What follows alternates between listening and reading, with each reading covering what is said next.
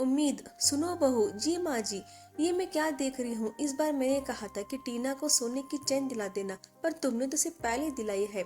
उसका दिल टूट गया है। कहती है माँ, अब मैं भाभी के पास नहीं जाऊंगी। रोहिणी से फीका सा मुस्कुरा कर रह गई।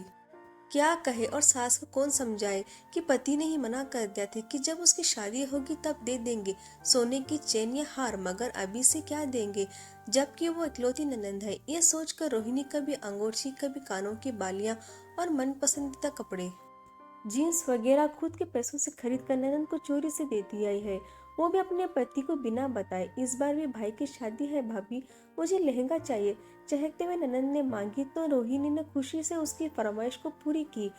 पर अब अपने लिए पैसे नहीं बचे, तो सोचा कि मुझे शादी में मिली साड़ियों में से ही कोई पहन लूंगी। सब बहुत सुंदर है और एक दो बारी पहनी हुई है। ये सब सोच रहे रोहिणी को जेठानी ने पुकारा तो साड़ियों के सोच विचार से ने निकलती जेठानी को अपनी विशेषता बताई कि आप तो जानती हैं इनकी कंजूसी। जब भी कुछ साड़ी कपड़ा खरीदने को बोली, कह देंगे तुम्हारे पास इतने सारे तो कपड़े हैं। और माँ जी फिर भी यही कहती है कि मैं ननद को हर बार कुछ न कुछ निशान देते रहा करूँ। जेठानी ने माँ जी के खुद के स्वभाव को समझा कर रोहिणी को बताया कि तुम्हारी शादी में कोई काम वाली नहीं लगी थी, सारा बर्तन झाड़ू बड़ी बुआ सास करती थी, उनको कोई हटाता भी तो नहीं हटती थी कि मैं बट्टे बट्टे इतना भी नहीं कर सकती। वो तो बस इसी बात पर खुश थी कि भतीजी की शादी है, भाई ने बुलाया तो है। रोहिणी सुनकर हैरान रह गई कि माँ जी कैसे उसे हमेशा नंदन की खुशी का ख्याल रखने के लिए कहती रहती है। छोटी नंदन को गहने कपड़े दिलाने के लिए भी हर बार बोलना नहीं भूलती है और खुद के नंदों के साथ इतना बुरा व्यवहार करती है। जेठानी ने बताया कि सासू माँ पहले से ही बुआ लोगों को पुरानी और सस्ती साड़ियाँ देकर विदा करती आई है। बड़ी बुआ तो चुपचाप ले लेती है, कुछ भी नहीं कहती थी, पर छोटी बुआ से बर्दाश्त नहीं होता तो विरोध कर देती थी।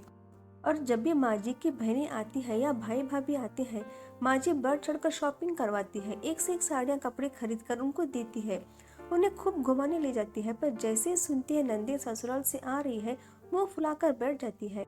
ससुर जी जब तक थे माँ जी का स्वभाव जानकर खुद बहनों से लेन देन करते थे, उनके पसंद के उपहार खरीदते थे। पर अब उनके नहीं रहने पर किसी भी बहन की भाभी के पास आने की हिम्मत नहीं है, ना इच्छा होती है। इसलिए कोई बुआ सास यहाँ कभी नहीं आती है, बाकी भाइयों के पास जरूर चली जाती है। ये सब बातें सुनकर रोहिणी बोली कि दीदी, फिर माँ जी खुद नंदों से अच्छा व्यवहार नहीं रखती तो हम बहुओं से ये उम्मीद कैसे रखते हैं कि हम अपने नंदन के लिए अच्छे से अच्छा करते रहे। अब जब भी माँ जी कुछ भी खरीदने के लिए कहती है अपने नंदन के लिए, तो रोहिणी माँ को सीधे मना कर देती है और उनका व्यवहार अपने नंदों को याद दिलाती है। माँ जी का सर झुक जाता है। आशा करती हूँ दोस्तों आपको स्टोरी पसंद है तो प्लीज़ सब्सक्राइब और लाइक करेगा। धन्यवाद दोस्तों।